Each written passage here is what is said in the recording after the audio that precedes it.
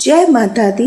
प्रिय भक्तजनों, आज हम दुर्गा सप्तशती के पंचम अध्याय का श्रवण करेंगे। महर्षि मेधा ने कहा, पूर्व काल में शुंभ निशुंभ नामक असुरों ने अपने बल के मद से इंद्र का त्रिलोकी का राज्य और यज्ञों के भाग छीन लिए। वह दोनों इस प्रकार सूर्य, चंद्रमा, धर्मराज और वरुण के अधिकार भी छीनकर स्वयं ही उनका उपयोग करने लगे। वायु और अग्नि का कार्य भी वही करने लगे।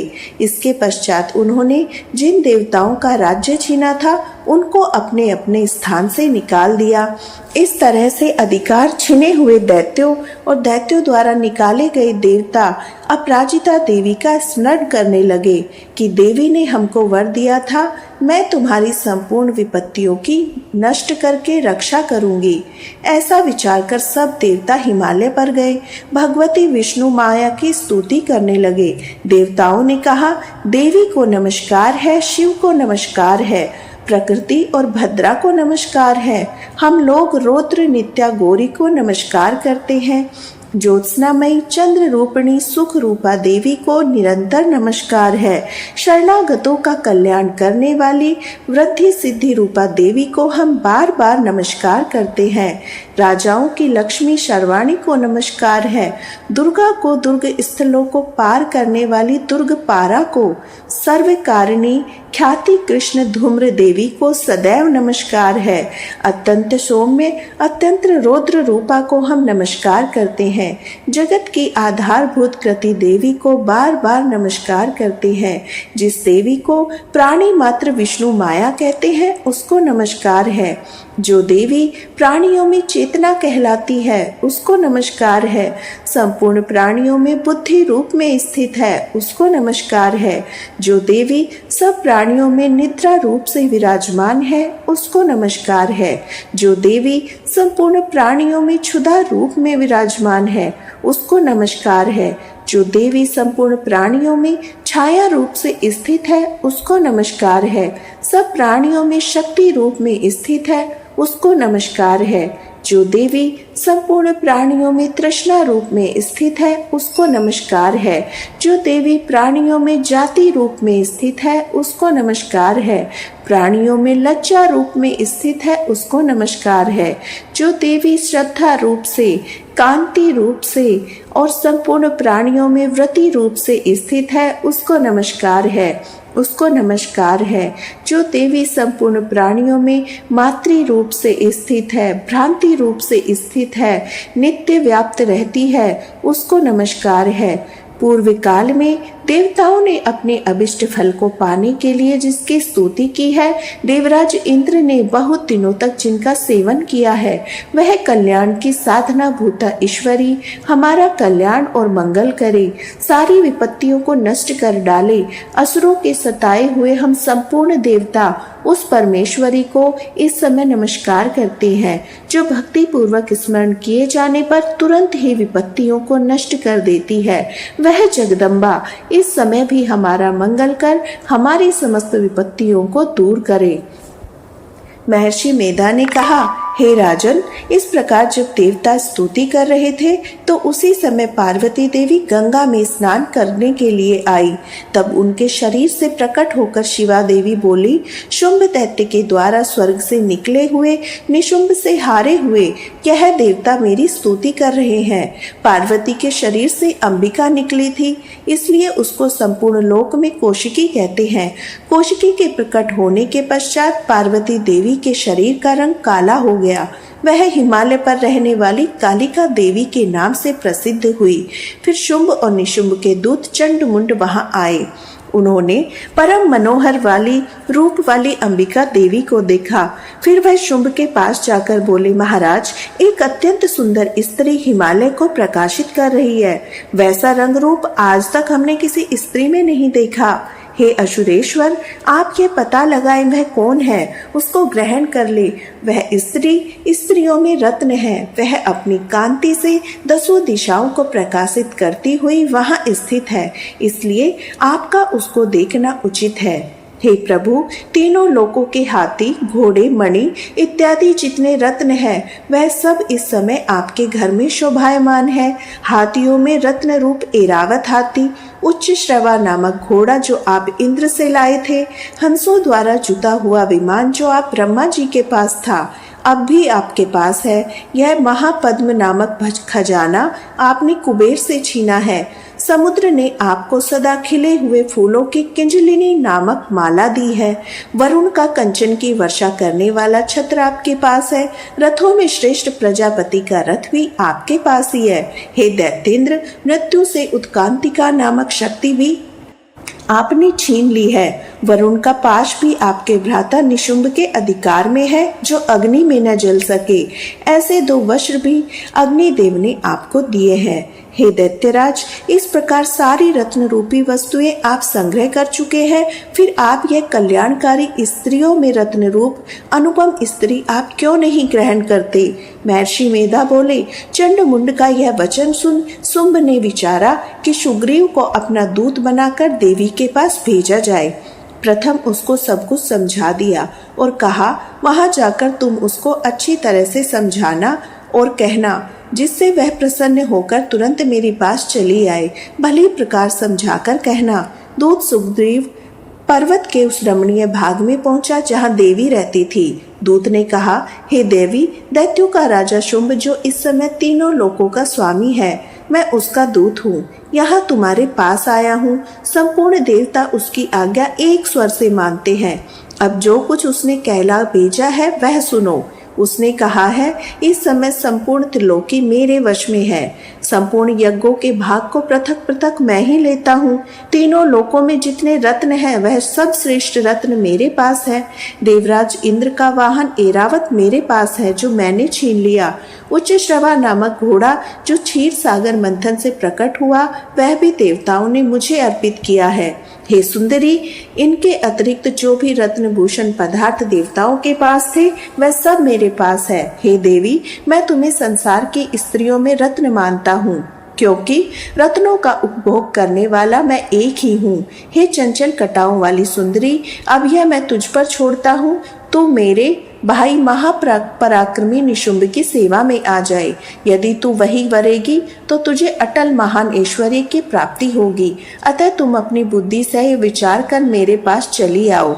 महर्षि मेधा ने कहा, दूत के ऐसे कहने पर संपूर्ण जगत की कल्याणकारी भगवती दुर्गा मन ही मन मुस्काई और इस प्रकार कहने लगी। देवी ने कहा, हे दूत, तू जो कुछ कह रहा है वह सत्य है, इसमें झूठ नहीं है। शुंभ इस समय तीनों लोकों का स्वामी है। निशुंभ भी उसी तरह का पराक्रमी है, किंतु इसके संबंध में मैं जो प्रतिज्ञा कर चुकी हूँ वह मैं कैसे झुठला सकती हूँ। अतः मैंने जो प्रतिज्ञा की है उसे सुन।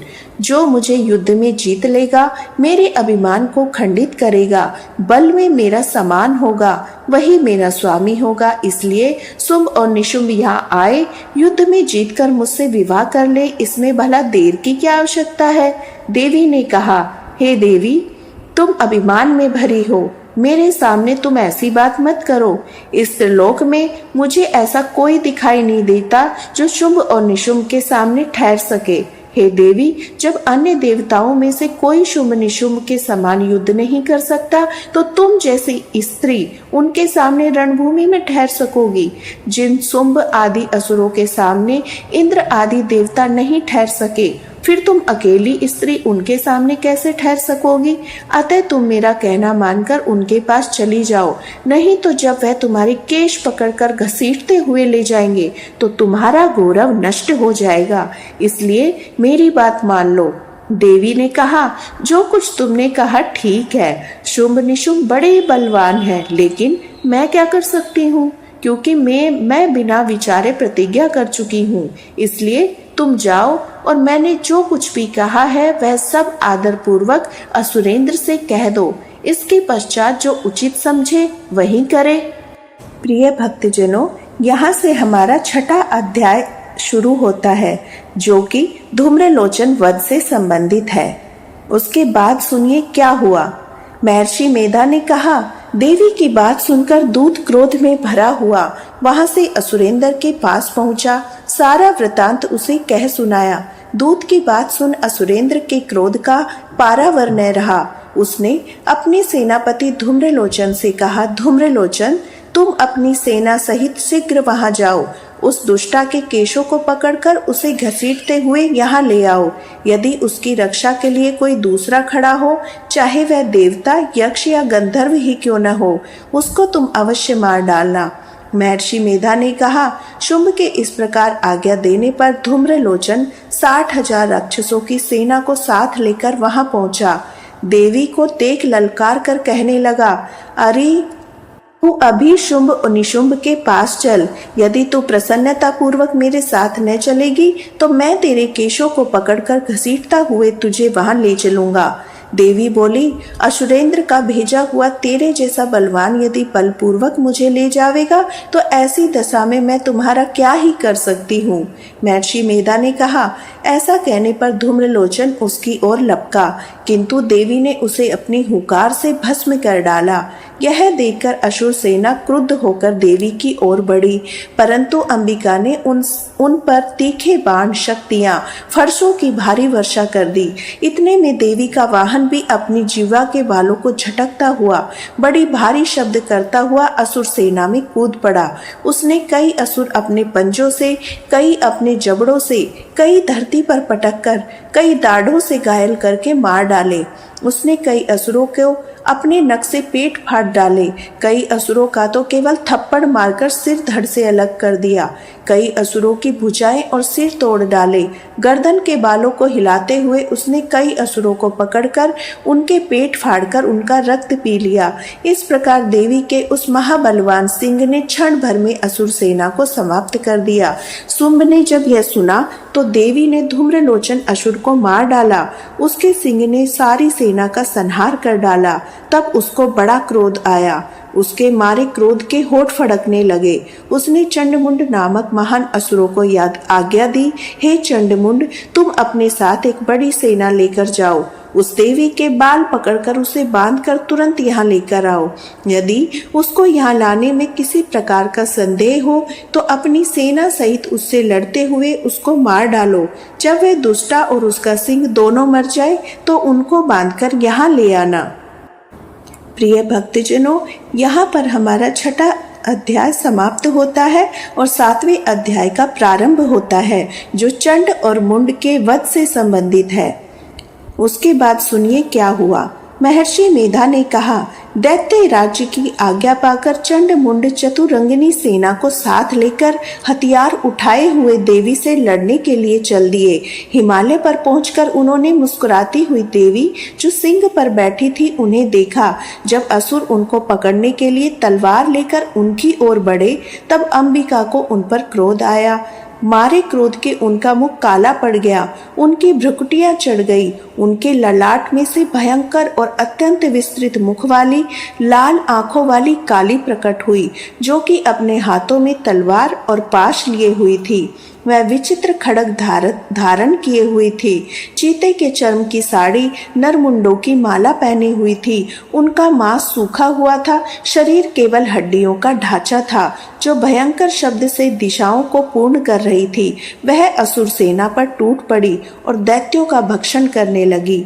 वह पार्श्व रक्षकों, अंकुशधारी महावतों और हाथियों पर सवार योद्धाओं और घंटा सहित हाथियों को एक हाथ से पकड़कर अपने मुख में डाल रही थी।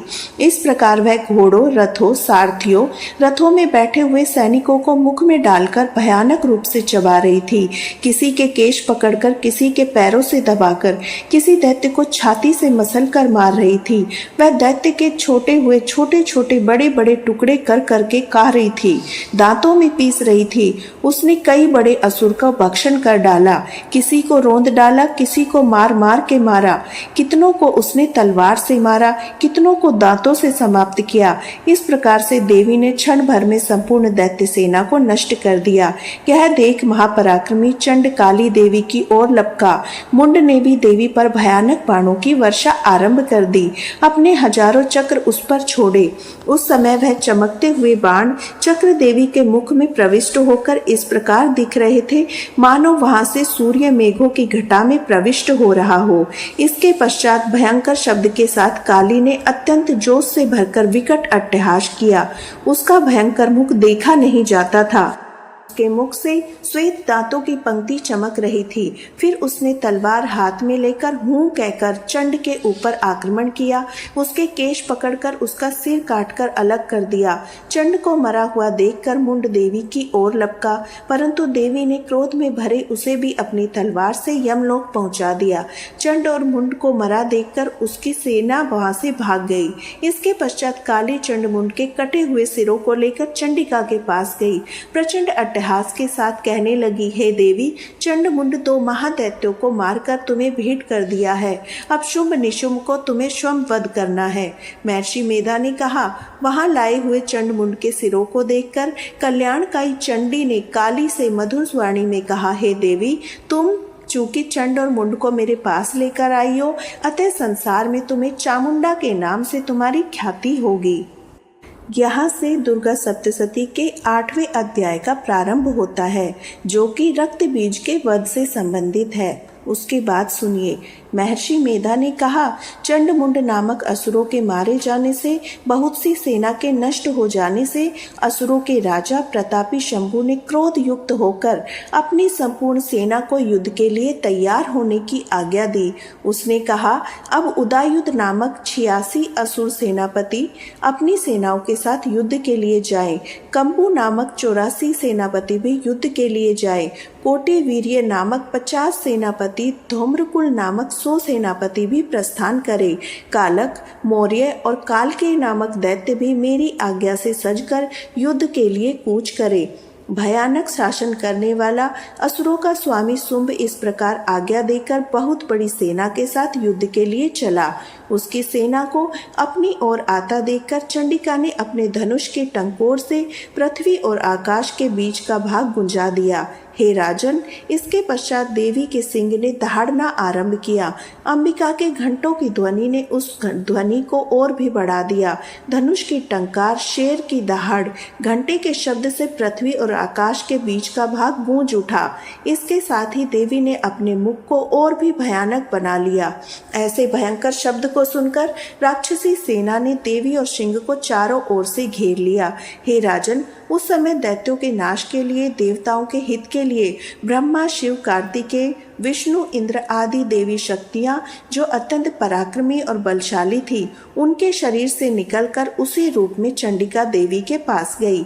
जिस देवता का जैसा रूप था, जैसे आभूषण था, जैसा वाहन था, जैसा रूप, जैसा आभूषण, जैसा वाहन, वो लेकर उस देवी की शक्तियों दैत्यों से युद्ध करने के लिए सभी आए। हंस युक्त विमान में बैठकर रुद्राक्ष की माला, कमंडलू धारण करके ब्रह्मा जी की शक्ति आई। वृषभ पर सवार होकर, हाथ में त्रिशूल लेकर, महानाग का कणकण पहनकर, चंद्र रेखा से भूषित होकर भगवान शंकर की शक्ति माहेश्वरी आई। मोर पर आरूढ़ होकर हाथ में शक्ति लिए दैत्यों से युद्ध करने के लिए कार्तिकेय की शक्ति उन्हीं का रूप धारण करके आई। भगवान विष्णु की शक्ति गरुड़ पर सवार होकर शंख, चक्र, श्राद्ध, गदा, धनुष, खड्ग हाथ में लिए आई। श्री हरि की शक्ति वाराही, वाराह का शरीर धारण करके आई। नरसिंह के समान शरीर धारण करके उनकी शक्ति नरसिंही भी आई। उनकी गर्दन के झटकों से आकाश के तारे टूट पड़ते थे। इस प्रकार देवराज इंद्र की शक्ति ऐन्द्री भी ऐरावत पर बैठकर आई। उसके पश्चात देव शक्तियों से घिरे हुए भगवान शंकर ने चंडिका से कहा, मेरी प्रसन्नता के लिए तुम शीघ्र ही असुरों को मार डालो। इसके पश्चात देवी के शरीर में से अत्यंत उग्र रूप वाली सैकड़ों गिदड़ियों के समान आवाज वाली चंडिका शक्ति प्रचंड हुई। अपराजिता देवी ने धूमिल जटा वाले भगवान शंकर से कहा, हे प्रभु, आप मेरी ओर से दूत बनकर शुंभ और निशुंभ के पास जाइए। अत्यंत गर्वीले दैत्यों से कहिए, उनकी अतिरिक्त और भी जो दैत्य है वहां युद्ध के लिए उपस्थित हो, उनसे भी कहिए, जो तुम्हें अपने जीवित रहने की इच्छा हो तो त्रिलोकी का राज्य इंद्र को दे दो। देवताओं को उनका यज्ञ भाग मिलना प्रारंभ हो जाए। तुम पाताल को छोड़ जाओ, किंतु अपने पाताल में लौट जाओ, किंतु यदि बल के गर्व से तुम्हारी लड़ने की इच्छा हो तो फिर आ जाओ।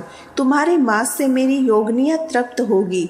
चूंकि उस देवी ने भगवान शंकर को दूत के कार्य में नियुक्त किया था, इसलिए वह संसार में शिवदूती के नाम से विख्यात हुई। भगवान शंकर से देवी का संदेश पाकर उन दैत्यों के क्रोध का कोई आर पार न रहा। वह जिस स्थान पर देवी विराजमान थी वहां पहुंचे। जाने के साथ ही उन पर बाणों और शक्तियों की वर्षा करने लगे। देवी ने उनके फेंके हुए बाणों, शक्तियों, त्रिशूल, फरसों को अपनी बाणों से काट डाला। काली देवी उस देवी के साथ आगे खड़ी होकर शत्रुओं को त्रिशूल से विदीर्ण करने लगी। खटवांग सी कुचलने लगी। ब्राह्मणी जिस तरफ तोड़ती थी उसी तरफ अपने कमंडलू का जल छिड़ककर दैत्यों के वीर्य व बल को नष्ट कर देती थी। इस प्रकार माहेश्वरी त्रिशूल से, वैष्णवी चक्र से, अत्यंत कोप वाली कोमारी शक्ति द्वारा असुरों को मार रही थी। इंद्री के बाजू के प्रहार से सैकड़ों दैत्य रक्त की नदियां बहाते हुए पृथ्वी पर सो गए। वाराही ने कितने ही राक्षसों को अपनी थूथन द्वारा मृत्यु के घाट उतार दिया।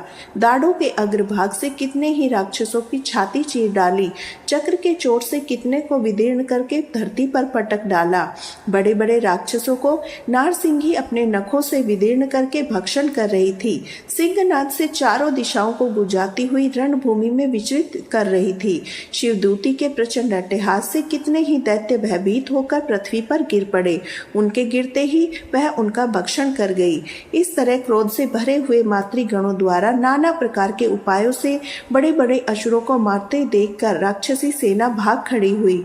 उनको इस प्रकार भागता देखकर रक्तबीज नामक महापराक्रमी राक्षस क्रोध से भरकर युद्ध के लिए आगे बढ़ा। उसके शरीर से रक्त की बूंदें पृथ्वी पर जैसे ही गिरती थी, तुरंत वैसे ही शरीर वाला, वैसे ही बलवान दैत्य पृथ्वी से उत्पन्न हो जाता। रक्तबीज गदा हाथ में लेकर इंद्री के साथ युद्ध करने लगा। जब इंद्री शक्ति ने अपने वज्र से उसको मारा तो घायल होने के कारण उसके शरीर से बहुत सा रक्त बहने लगा। उसकी प्रत्येक बूंद से उनके ही समान बलवान, बलशाली, महापराक्रमी दैत्य भयंकर रूप से प्रकट होने लगे। वह सबके सब दैत्य बीज के समान बलवान तेज वाले थे। वह भी भयंकर अस्त्र शस्त्र लेकर देवी के साथ लड़ने लगे। जब इंद्री के वज्र के प्रहार से उसके मस्तक पर चोट लगी और रक्त बहने लगा तो उसमें से हजारों पुरुष उत्पन्न हुए। वैष्णवी ने चक्र से, इंद्री ने गदा से रक्तबीज को चोट पहुंचाई। वैष्णवी के चक्र से घायल होने पर उसके शरीर से जो रक्त बहा उससे महाअसुर पैदा हुए, जिनके द्वारा यह जगत व्याप्त हो गया। कोमारी की शक्ति से वाराही ने खड़ग से, महेश्वरी ने त्रिशूल से उसको घायल किया। इस प्रकार क्रोध से भरकर उस महादैत्य ने सब शक्तियों पर पृथक पृथक गदा से प्रहार किया। माताओं ने शक्ति, शूल इत्यादि और उसको बार बार घायल किया। उसके सैकड़ों महादैत्य उत्पन्न हो गए। इस प्रकार उस रक्त बीज के रुधिर से उत्पन्न हुए असुरों ने संपूर्ण जगत में व्याप्त हो गए, जिससे देवताओं को भय हुआ। देवताओं को भयभीत देखकर चंडिका ने काली से कहा, हे चामुंडे, अपने मुख को बड़ा करो। मेरे शस्त्रघात से उत्पन्न हुए रक्त बिंदुओं और रक्त बिंदुओं से उत्पन्न हुए महाअसुरों को तुम अपने इस मुख में भक्षण करती जाओ। इस प्रकार रक्त बिंदुओं से उत्पन्न हुए महादैत्यों को भक्षण करती हुई तुम रणभूमि में विचरण करो। इस प्रकार रक्त क्षीण होने से वह दैत्य नष्ट हो जाएगा। तुम्हारे भक्षण करने के कारण अन्य दैत्य नहीं होंगे। काली से इस प्रकार कहकर चंडिका देवी ने रक्त बीज पर अपने त्रिशूल से प्रहार किया। काली देवी ने अपने मुख में उसका रक्त ले लिया। तब उसने गदा से चंडिका पर प्रहार किया। प्रहार से चंडिका को तनिक भी कष्ट न हुआ, किंतु रक्त बीज के शरीर से बहुत सा रक्त बहने लगा। लेकिन उसके गिरने के साथ ही काली ने उसको अपने मुख में लिया। काली के मुख में उस रक्त से जो असुर उत्पन्न हुए उनको भक्षण कर लिया। रक्त को पीती गई। तदंतर देवी ने रक्त बीज को, जिसका खून काली ने पिया था, चंडिका ने उस दैत्य को वज्र, बाण, खड़ग, रिष्टि इत्यादि से मार डाला। हे राजन, अनेक प्रकार के शस्त्रों से मारा हुआ, खून से वंचित वह महादैत्य रक्त बीज पृथ्वी पर गिर पड़ा। हे राजन, उसके गिरने से देवता अत्यंत प्रसन्न हुए और माताएं उन असुरों का रक्त बीज के पश्चात उद्धृत होकर नृत्य करने लगी। प्रिय भक्तजनों, कल हम दुर्गा सप्तशती के 9वें अध्याय का श्रवण करेंगे। आशा है आपको वीडियो पसंद आई होगी। ऐसी ही वीडियो देखने के लिए हमारे श्री राधा चैनल को सब्सक्राइब करें। जय माता दी।